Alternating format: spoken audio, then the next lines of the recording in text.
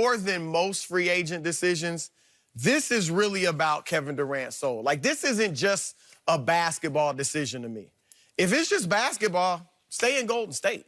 You know, if that's all it's about. But this is really about soul searching. So he has to search, why was I strongly considering leaving the Warriors in the first season, all season, okay? If it was just because of the narrative that you're a front runner, that you got easy rings, that you joined this juggernaut, that narrative has dissipated tremendously, right? With what we saw in the playoffs.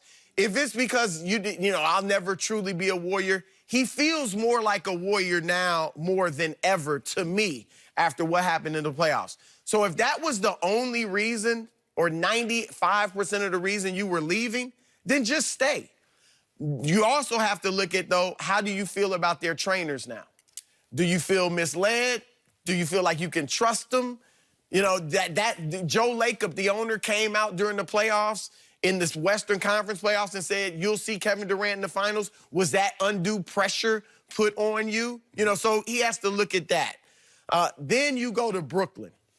Now, I know Kyrie Irving is recruiting him hard, and they're good friends, and I thought the plan all year was for them to join each other with the Knicks, but now around the league, the word is Kyrie it's essentially a done deal. He's going to Brooklyn, and he's trying to get KD there. And I tell you what, they have a lot to offer. I mean, they've got a great backcourt, especially with Kyrie, but you got Spencer Dinwiddie, Karis LeVert, you got Jared Allen, a shot blocker. There's talk they're trying to get Clint Capella. They would give up Allen, but you get Clint Capella there. You put KD in there, oh, they're a contender. They are a championship contender, and they got one of the best training staffs now in the league. It's twice as big as many teams.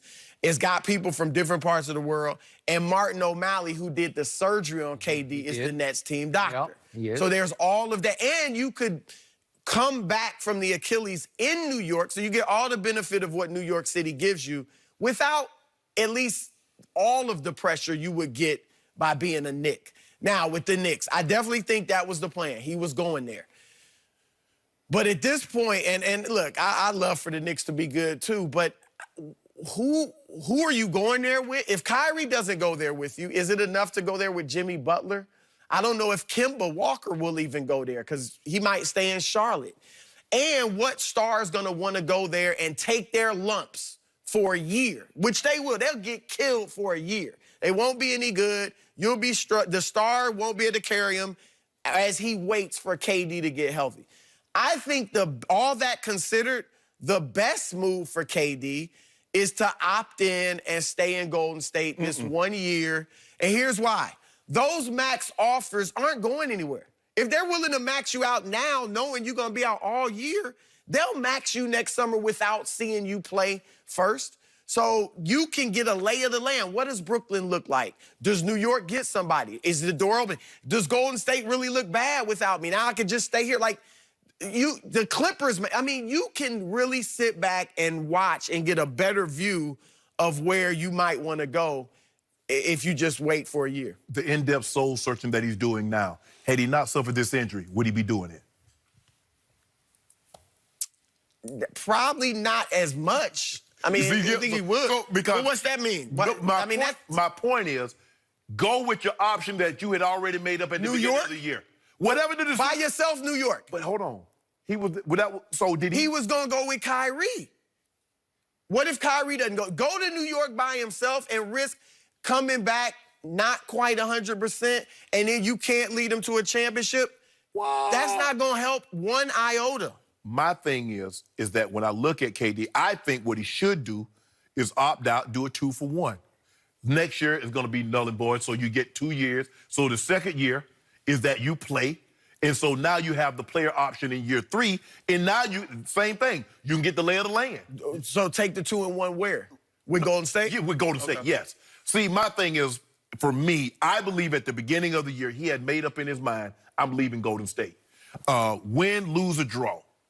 But he didn't envision this scenario, obviously, tearing his Achilles tendon. So now it forces him, man, what if I'm not that same KD? Not being the same KD is okay, if you're in Golden State. Right. Because you got Steph, you got Clay, you got Draymond that can mask some things. You're not that same KD you in New York. Everybody see, I told you, see. Right. You're not that same KD in Brooklyn. See, I told you. All those things, Skip, I don't care what anybody says. When you have a horrific injury like this, there are questions in the back of your mind. Will I ever be that guy again? Especially when you've been, I mean, you know, look, if you're not that guy, Kevin Durant has a chance to be a top 10 player before this injury. He had an outside chance of being the all-time leading scorer. I don't know if he can get there now with this injury.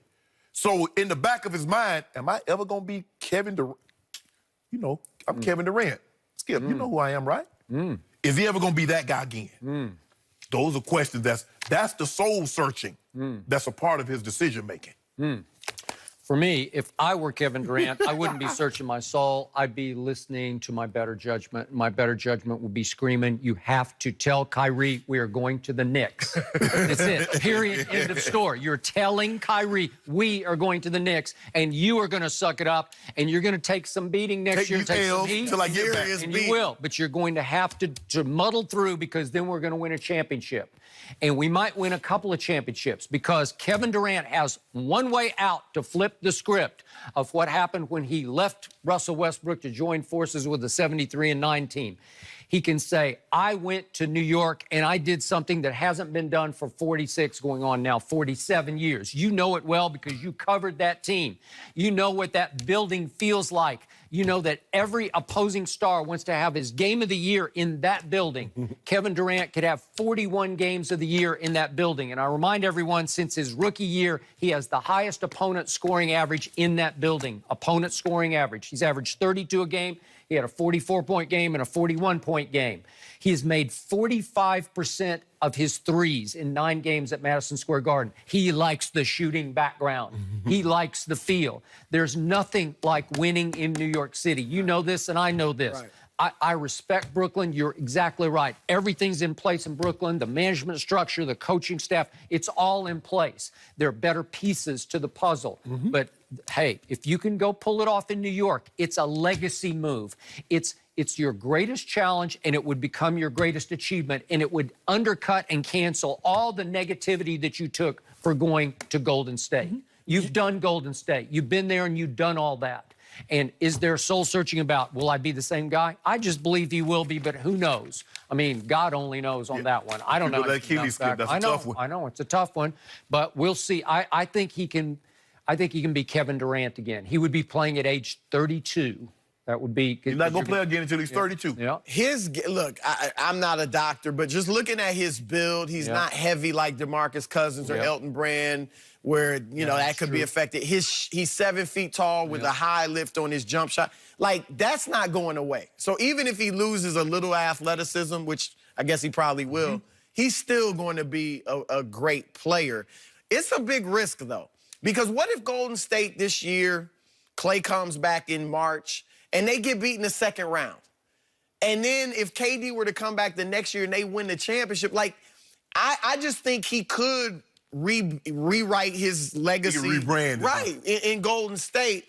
It'd be better if he could do it in New York, but it's a risk. Like, even Kevin Durant at his absolute best, say he never got injured, we still don't know if he could go to his own team and lead them to a title. That's the Because he point. had a lot of great help in Oklahoma City. That's the point. So it's a risk. Okay. I could stay in Golden State, maybe finish my career with 5 or 6 rings. Right. 5 rings, But whatever. let me ask you a question. If he stays there, and this is what Skip and I said, what's that going to tell us? If Kevin Durant wins another title in Golden State, what would that tell you that you don't already know about him?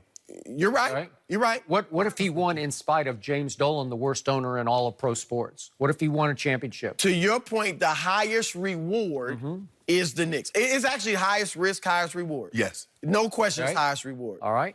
Do it, Kevin. Have the guts. Search your soul and say, I'm going to New York. But we have nothing to talk about. We can't talk about him until 2021. We will find out You're lucky shortly, that way. But we were talking about gentlemen. AD and LeBron. We're you going to miss can't. him next year. Yeah. Chris, We we're sure gonna haven't get you to talked stick about around with LeBron us for a long time. for one There more you go. segment, if you don't mind. There you go. Coming up next, Chris is hanging with us still, and we're going to discuss if the